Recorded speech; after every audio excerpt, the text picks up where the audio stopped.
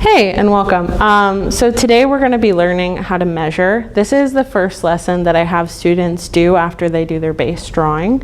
You can do this lesson at home, or you can do it in the studio hours in this classroom. There's always going to be a Masonite board for you to use. And if you were to do it at home, you can rip out a sheet of your newsprint paper and place it on the floor to replicate this exercise, okay? So before we start any drawing in this class, I want us to set up something called margins. All I mean by margins is using the width of your ruler to make margins on your paper. They don't have to be perfect. You want them to be really light. They serve a couple of purposes. The first purpose is that they help you scale up, and I'll show you what I mean by that. And they also act as bumpers. So as you're drawing, if you're getting close to the edge, it should set off alarm bells and tell you to either let it extend off of your paper or erase and retry, but never squish something. So we've have our margins set up. The next thing that we're going to do is we're going to plot the points of our Masonite down. We're going to do that using a method called intercross. And all intercross means is that you're plotting points down using up, down, left, and right motions. Everything that you draw, especially the Masonite, will have at least 4 points. Those 4 points are a highest, a lowest, a leftmost, and a rightmost. We're looking to plot down all of those 4 points using that up, down, left, right motions. As we're trying to scale up, we want to make sure that our lowest, our leftmost, and our rightmost all hit our margins, and I'll show you what I mean by that here in a second. So as I'm drawing this Masonite, or as you're drawing that paper that's on the floor, you can start from any of these 3 points, your lowest, left, or right, and make sure that you start on a margin.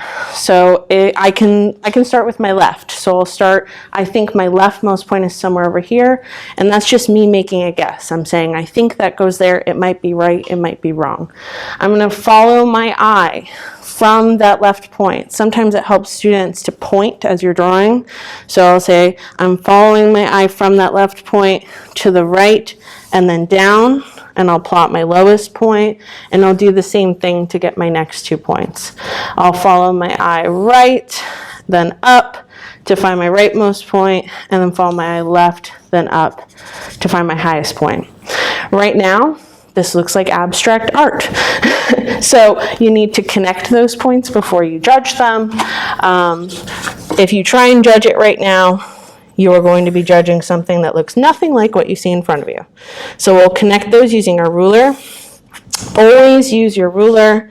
We are drawing something that has straight lines, so we want to replicate that. We don't want flippy floppy lines. Okay. The next step that we're going to take in this process is physically taking 3 steps back from our drawing and looking back and forth between what we're drawing and trying to see any visual differences between our still life and what we have on our paper, and we want to make an adjustment just based on what our eyes see. So take a guess as to what you think is wrong. I think that I've placed these 2 points totally in the wrong spot, so I'm going to go ahead and move them using that intercross method. So from my left point, I'll go right and then up, try and figure out where I think that might go, and then if that point moved there, I feel as though this point definitely needs to move as well, so I'll move that point down, and then I'll reconnect my points.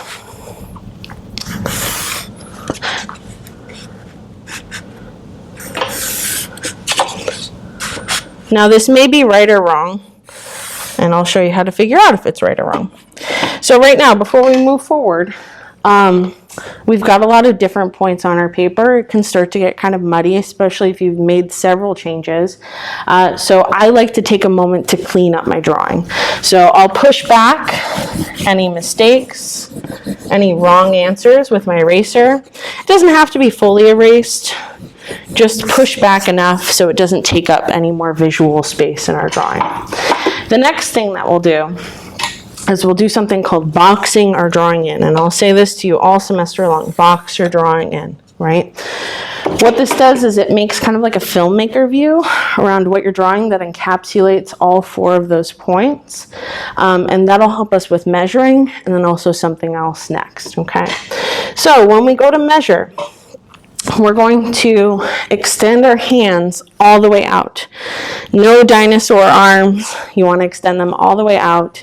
Place your left thumb on your leftmost point, your right thumb on your rightmost point, then turn your string vertically and check how many times that width that you just got fits into the height. I'll do that one more time.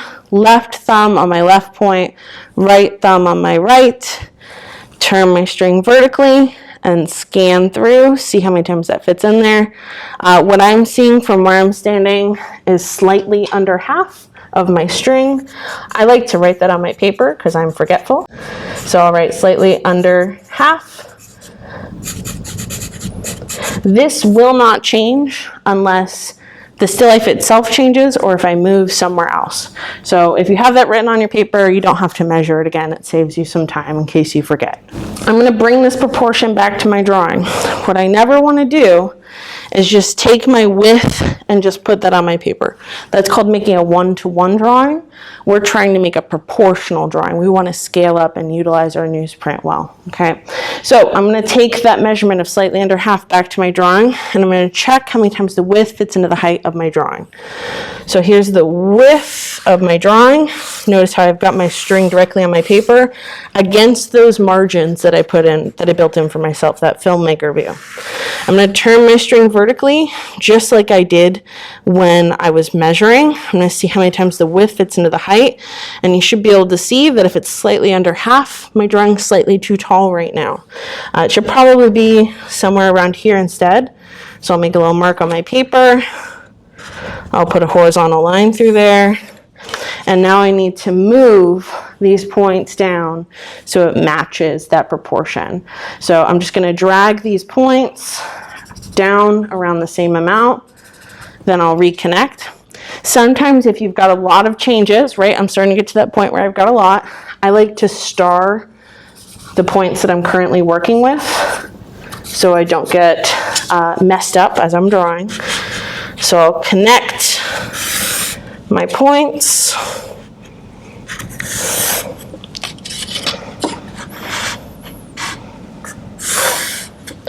And then we'll take that same step again where we go in and we erase the wrong answers.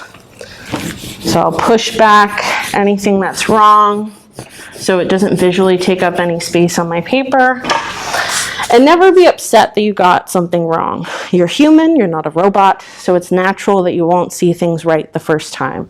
The hardest part of drawing and the hardest part of life is admitting when you're wrong and fixing your mistakes, right? That's part of what you learn in this class.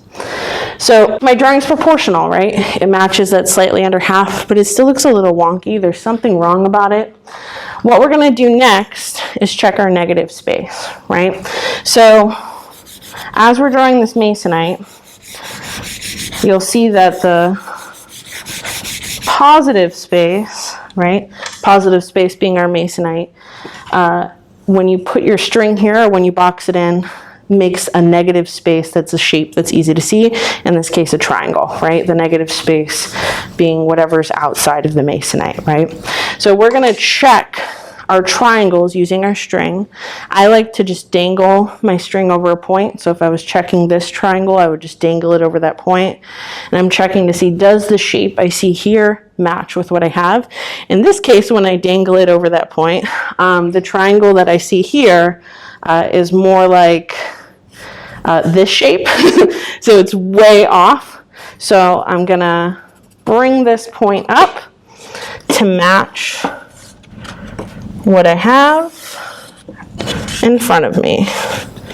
And I'm going to go around and I'm going to do that on all sides, and I'm going to inch closer and closer to accuracy as I go, okay? So let's check this triangle now. I'll dangle my string over that point again, and I'll say, okay, what does that triangle look like? It looks like this triangle right here from my view looks like a perfect right triangle, so I'd say that this one's pretty close. When I get one right, I like to give myself a check mark so I feel good about it. Let's check this triangle here. You can also hold your string horizontally over a point. I'm holding it over this one, right? The triangle I see there, right, looks like this. So maybe this point's a little higher up than it should be. So I'll scooch this on down so that way it matches what I see.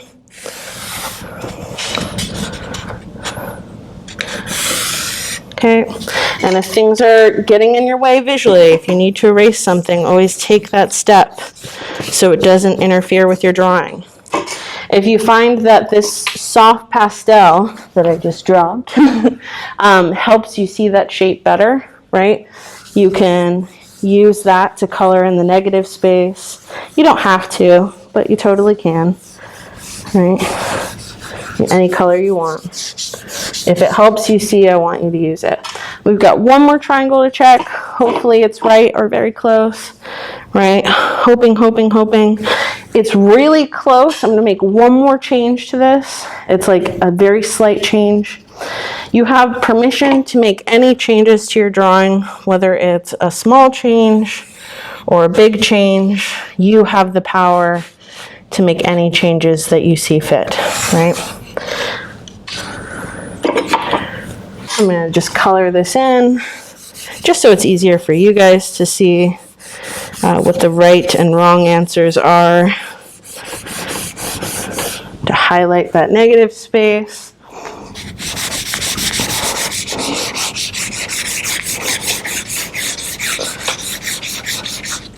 And I'll erase any wrong answers I need to. All right. And I've gotten it as close as I can now. You'll see later in the semester we'll introduce other concepts to get it even closer. So inching closer and closer and closer to accuracy here. And I think that's it.